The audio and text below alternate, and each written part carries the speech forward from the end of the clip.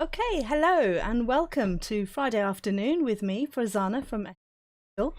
I'll be presenting again today on growing your business activity hacks. So before we get started, if you're new to the channel and visiting us for the first time, please feel free to interact with us through the comments section. It's always nice to know that we've got some people with us and that everything is working, etc. So if anyone is that would be very useful.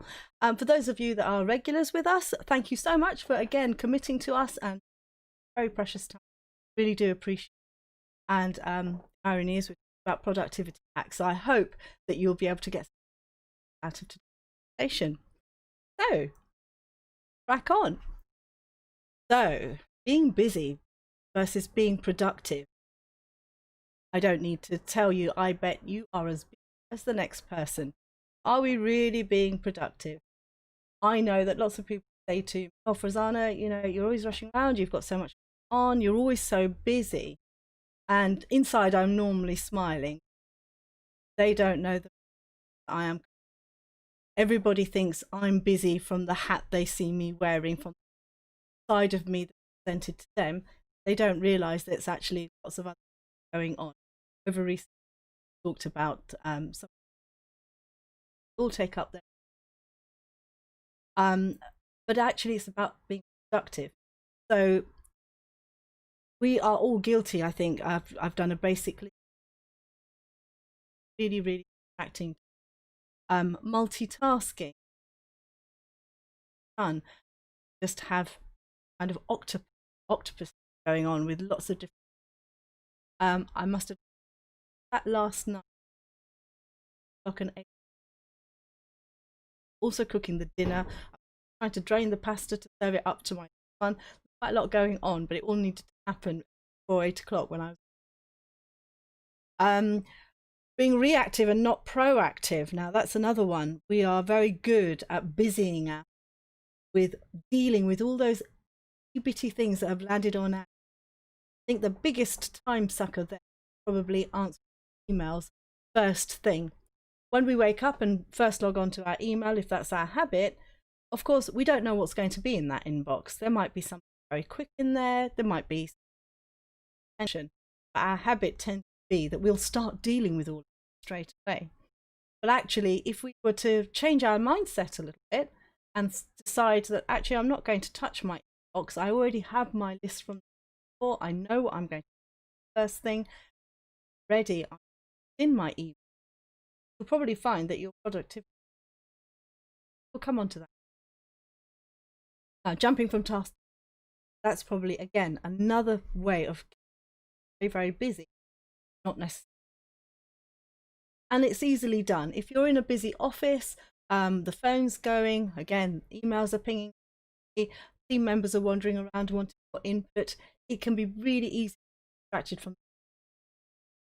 And if it's something that's more of a report or something project work, that can really interrupt your concentration and your flow of what you achieve. Being too easily accessible.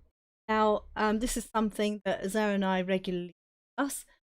Obviously, in the current world that we live in, we are expected to be on tap. There might be chatbots on WhatsApp, Skype, Slack, project tags, for example, in our case, Asana. Again, if you're in a busy office, people up to you. It just means that you're being interrupted and you can't. So, and saying yes to everything. Again, touching on my own personal experience, people think that I'm very what they don't see are many things I do actually go to, because it's not necessarily the best use of my knowledge, expertise, energy, and it's better to allow their own. So I remember back 50, and that was my full life, and it was great. It was a great way to be, but it soon became apparent that for some people, that PTA was their be all and all of their life. They could afford to spend 2 hours talking about shall we charge pence or 60 cupcake, whereas I just want to. That did not require my time to step away. As you all know, we had a bonus baby a decade later, and the time for PTA came along again. And I was asked, would you join? You've got some great ideas. We'd love to have. And it didn't feel fair. I've had my turn. I've been involved with all. It's time for someone else to feel that they invented the great, bright idea. Because if I was to go in, I'd say, well, this is how we've always done it. This is how we should do it. Boom, boom, boom, job. That wouldn't be fair on other people, their growth, and getting their ideas across. So very simple. Oh, and probably my favorite, the enemy of productivity, got to be just putting things off, busying ourselves with other tasks. Again, through lockdown, I think for those of us that were perhaps not used to working from home, this one has probably been the real shocker. Realize that it's so easy, guys. I will just put a load of washing. I'll just sort out the kids' lunch, and then I'll definitely get started. And you just putting off the. So, how can we use some great life hacks to be more productive? Well, actually, before we can get into apps and all those kinds of things, we're not actually going to talk about today. Actually, our own mindset. And for me, I touched on this before previously. It really is about giving good energy. I touched on a very busy night. I've actually had a very usual day today where I got thrown in unexpectedly. It's been a highly productive 20 hours. It's been a little bit reactive as something happened, but they didn't really matter. They would have taken so much longer to get those things done if I begrudgingly went at it half-heartedly without any, and just kept thinking, oh, well, this is. It will take longer. Good energy. I'm a great believer that you commit to, whether that's a favourite task, give it good energy. That will help eventually to how you approach your. It will also become a better habit, because you will find that as you do the same things repetitively in a good energy way, they start to become habits, and you don't think of considering any other way of doing it. Just double checking that we have voices here, some voice issues. No, I think we're good.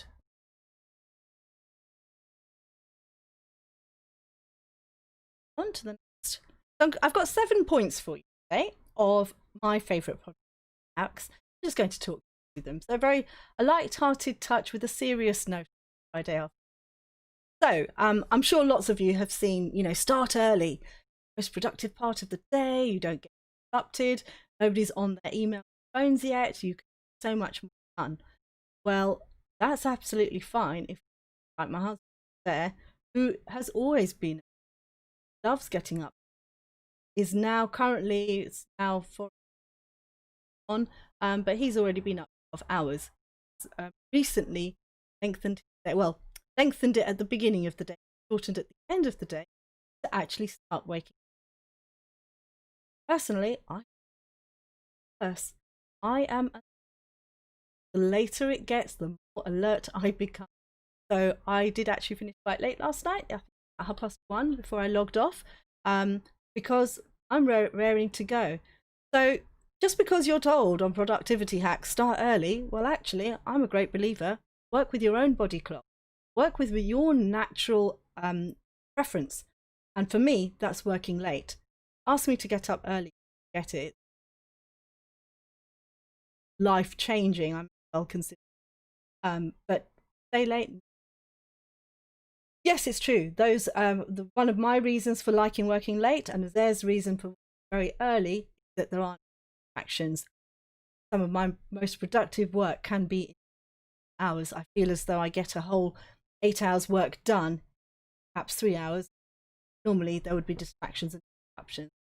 For me personally, I don't really. Not necessarily easy. I don't choose to do this on a regular basis. I try and make it at nights. Doesn't work that way. Joys of running a business, you do what you need to do. But it does mean that, again, giving it good energy, you find that bother you, find that you get those. And last little tip is, it sounds really, get a full night. Now there'll be many people say, well, I survive on 5 hours sleep, your particular enough sleep. Well, there is a reason scientists, medics tell us to get 8. That's because certain hormones in our body need 8 hours to replenish, recharge, in some cases dissipate. So for example, talk about cortisol, stress hormone. Cortisol needs 8 hours to die back down, settle back down into the body and get minimized, switch off. So if we don't let our body rest, we've got that cortisol, get the other hormone. We've got that one hormone alone that's going to cause stress issues and never quite switching off the body. And eventually, if you continue to do that, you are going to end up with burning yourself out and things like adrenal fatigue and other issues. So have a think that why is it that our body, we look in good shape and we look well, but we feel a bit conscious. Tummy always looks a little bit bloated and podgy around the middle. That is actually your. It doesn't know what to do. It's actually. Our body is an amazing. It gives us so many signals, tips and tricks as to how we can only get one body. Show it to us. Try and get a good. And my top tip here is use a regular traditional, not your. I will raise my eyebrows to Linda's there again, sat in the. I'll say, why has that? Oh, well, I need it for the alarm. Well, don't need it. There's an alarm. Because then I am getting things, the notifications, the light suddenly deciding it's going to wake up and just illuminate the room for a little while. And of course, the temptation to start scrolling if perhaps you can't. So, which again has the negative effect because blue light is going to interrupt with your sleep hormones and you can't actually get to sleep. So it becomes a self-fulfilling prophecy that you are not going to. So I actually have a regular cheap alarm clock. Sometimes the phone doesn't come up to me. Sometimes it does, only if generally speaking, the alarm clock. If the phone does come up, it is only for the alarm. I genuinely scroll. My next little tip is make a list of tasks. Many of us are list makers, avid list makers. Nothing more satisfying than ticking something off a list. But making a list for the sake of making a list isn't really the true solution. Bear with me. I'm just going to adjust the microphone ever so slightly just to make sure that we get some good sound quality. Hopefully that's improved, so we just move the mic a little bit. Try and make your list, but perhaps start thinking about a habit that might be new for you, which is to put these 3 items down as you go along, or start to divide up your list. So the first one is try and allocate roughly how long a task is going to actually take. Because when we start brainstorming and sticking down our list, we often, there'll be things that are just 1-minute things that just need to be done, mustn't get forgotten. But there might actually be a bigger project that we want to stick onto our productivity system, start mind mapping. There might be other things.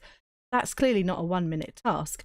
But if we suddenly find that actually I've made this list of 10 things, but if I added all of those up, that's already 5 hours of my day gone dealing with my list, you'll realize that actually it's time to start thinking about prioritizing and working out what's urgent versus what's important.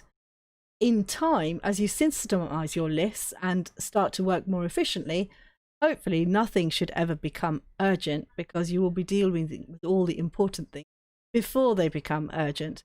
And again, this goes back to being proactive over and above reactive. There is a time and place for both.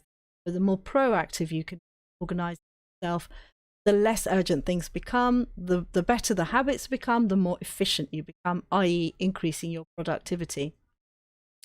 And another little point is put a little return on investment on that task. This is a funny little one. I'm going to give you the example of my ironing. Now, I love ironing. I find it quite relaxing. I find it very satisfying when everything is very neat and tidy and in its order. And it's a nice task. It's quite satisfying to get that out of the way, and it's quite rewarding. I am guilty of multitasking when I iron, and that is I tend to watch a film or a bit of TV or all my catch-ups that I've been recording. I'll just blast through the list, forward off the ads, and get that done while I'm standing ironing. But it's to the detriment of my productivity, because my hobby of ironing aside, actually me standing and ironing for an hour or two is an hour or two that I can't give to my business, which is going to give me, that 1 hour is going to give me far more return on investment than any amount of ironing. So, you know, as Zara often says, just get an ironing lady. So recently I do have an iron, but we will come back to the iron in a moment. So think about the return of investment on that task.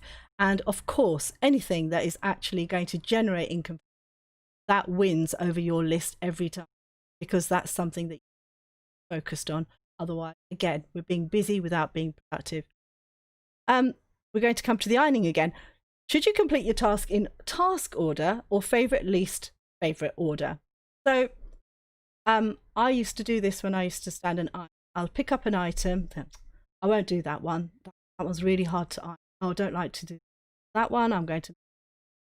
And I'd find that always at the end, there would be these funny, difficult to iron items left at the bottom. But I've actually wasted so much time considering which things I'm going to iron to not iron. I could have probably just done them in the first place. I have a new rule when I'm ironing. Whichever items comes up in my hand, that's the item we're ironing. We are not going to worry whether it's the big bedding or whether it's a tiny little t-shirt. It just gets done. And that way, there's no brain power wasted in trying to make these very small, insignificant decisions. The job's just done. So that's my little anecdote regarding ironing. How can you make a list of your tasks and get more organized? Like I say, I'm not going to talk about actual apps today, but just to give you a few ideas, you can think about Trello, Monday, Basecamp, Asana, spreadsheets, of course, lists if you prefer to use that method. Doesn't really matter which, all of these tools are there. As I've already said before, Asana is the go-to tool for our daily productivity workflows, processes, and projects. At the moment, we have used Trello and Basecamp in the past. We continue to use spreadsheets. They have their place. But in terms of really turbocharging our productivity, that at the moment has Asana. We are able to work with all our team members, stay connected, stay in communication at all times. And that has really helped us to ramp up our productivity, especially over the last. Stop multitasking. Now, just for fun, I thought, oh, there I am saying that I don't multitask. Let me take a screenshot of my toolbar as it stands. So I didn't budget. I didn't deliberately open a couple of extra ones to impress anybody. I didn't close any down to hide. Now, even I'm not clever enough to be working in 2 different projects in Asana and having a Google Drive open and having 2 totally separate job numbers open within my Drive. This is the slide deck, so that was out. The calendar's open, my inbox is open, a couple of buying sites are open, quite a lot going on there, and it's totally unnecessary. So it was interesting for me to just look back and myself, right, okay, I need to close down a few windows and make sure they're not distracting me. Because the truth is, when you are interrupted, it takes, I believe, 20 minutes for the brain to get back into the zone for the task that you're actually doing. That's why it's really important to stop the and try and cultivate a habit that eventually just becomes the norm for you of single tasks. So you're not constantly being distracted and, like I say, doing the octopus, too many things going. Easier said than done, I know, but there are some ways of getting around that. You could think about switching off your notification, pings, calls. On my phone, I have the I forget what the name is. Basically, at 9 o'clock at night, it goes into evening mode where I do not disturb mode, so I don't get any notifications, etc. And it just helps to make sure that you get that balance back, work-life balance.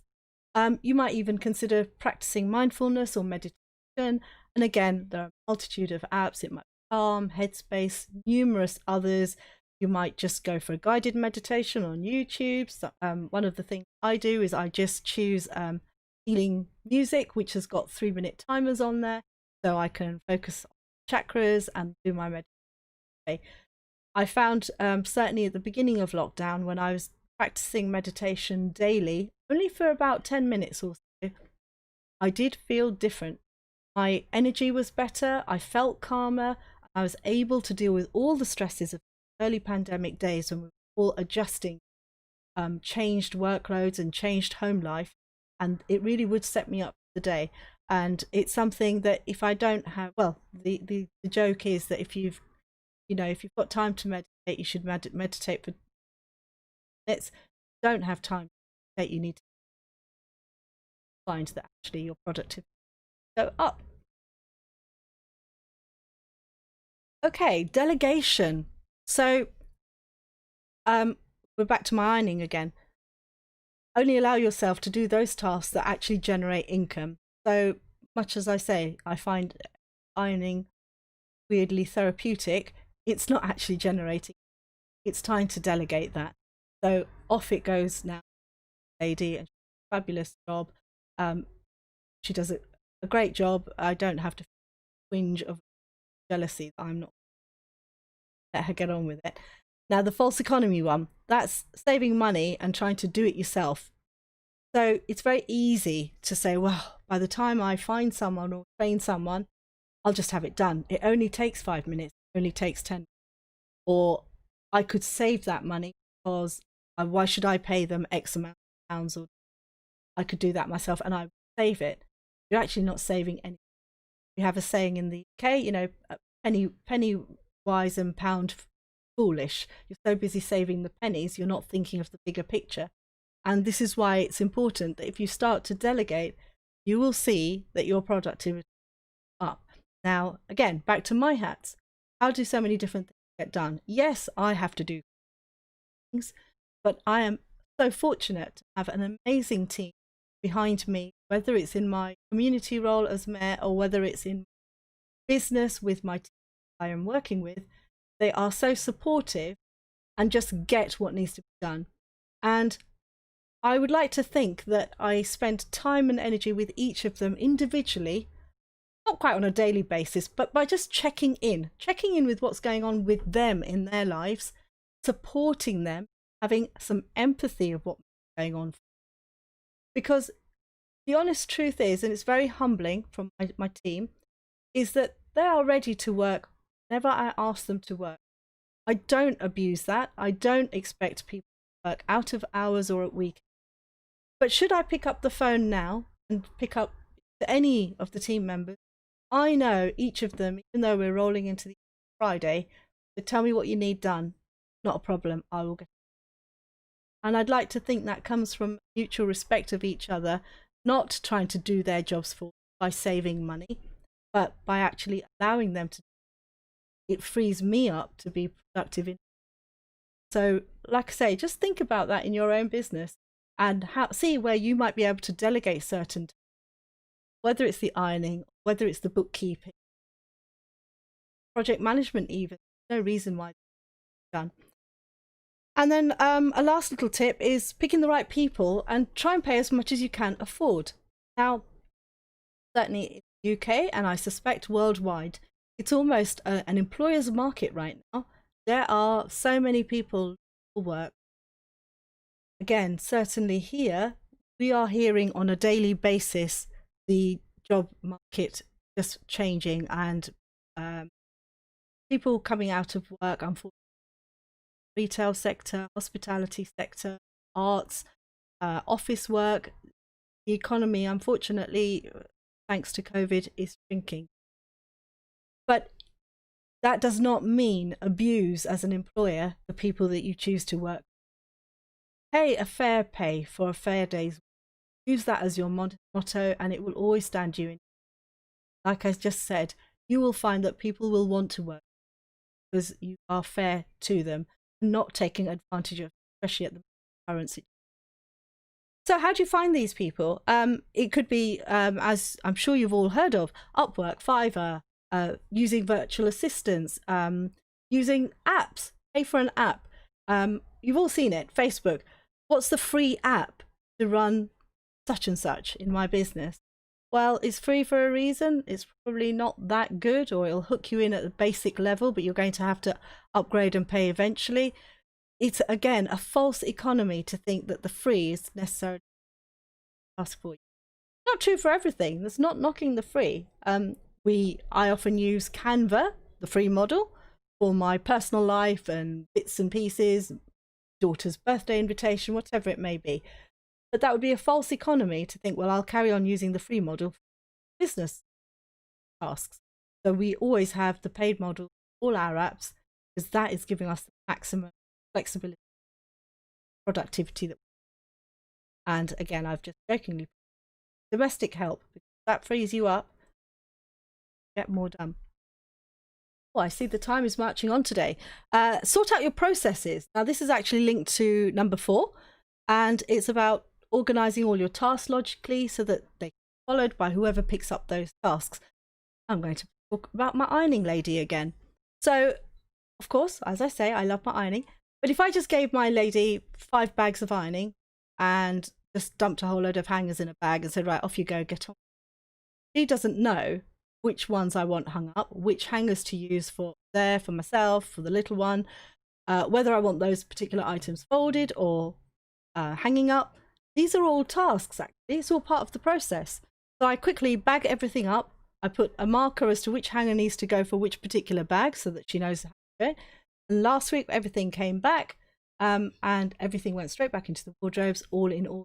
Otherwise, all I've got to do is unpick all that ironing to make it how it be. And that's just foolhardy to have an ironing lady and then not actually proper order.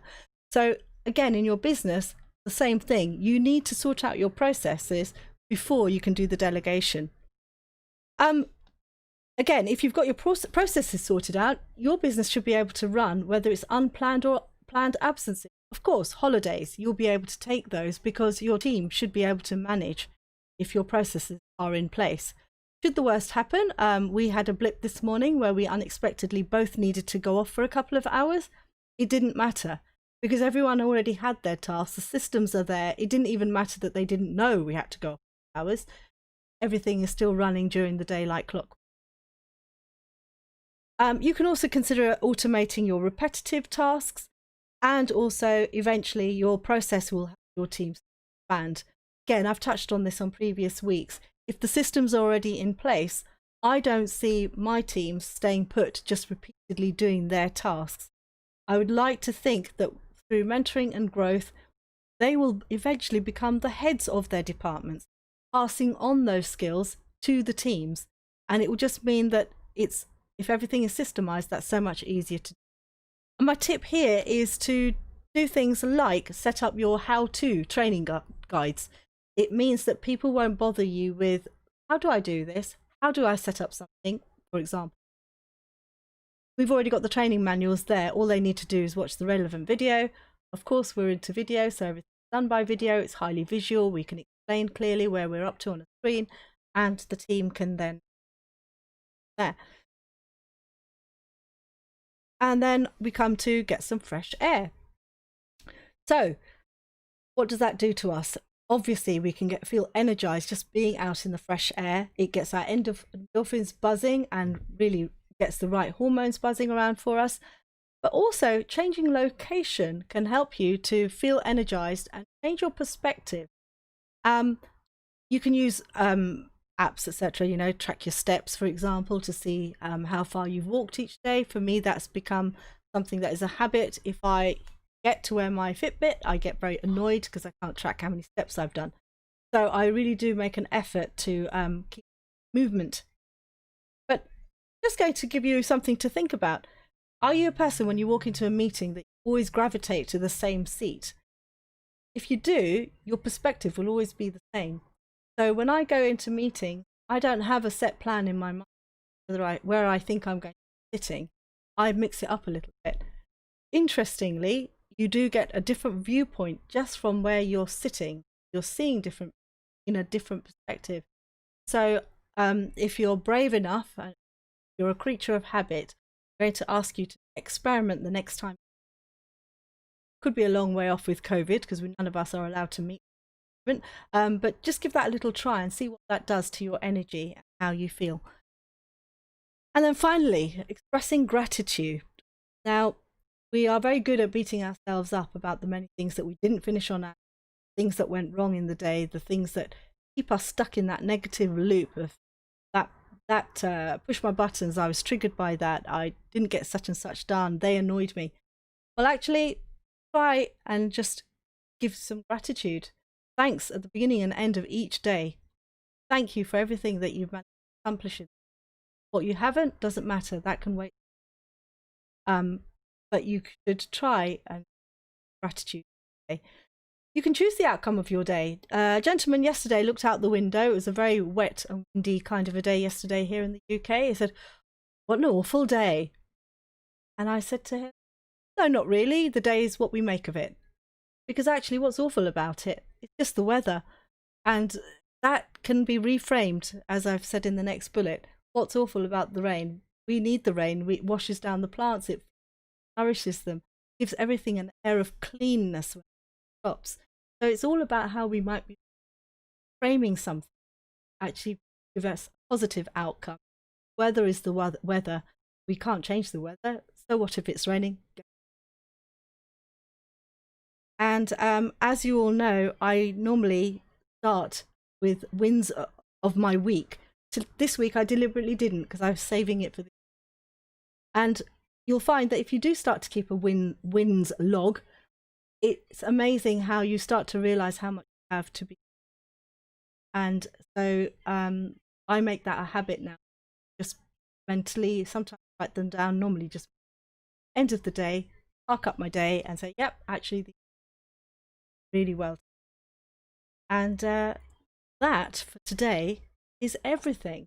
Overrun slightly today.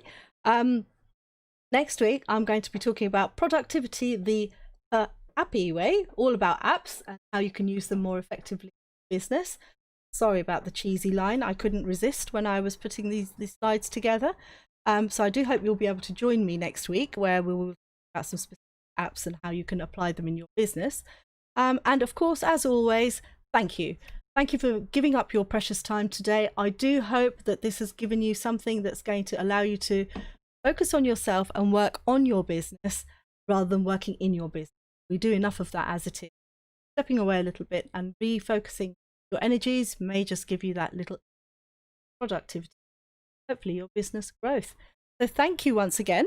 I'm just going to check if there are any comments, anything major.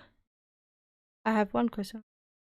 Okay, Atif, thank you so much for your ad group question, but Zaire will pick up on that and get back to you specifically on one of his Google Ads sessions. I think we're all good. So thank you once again, and apologies for overrunning slightly tonight, but I hope you got something valuable out of it, and I look forward to seeing you all again next week. Thank you so much.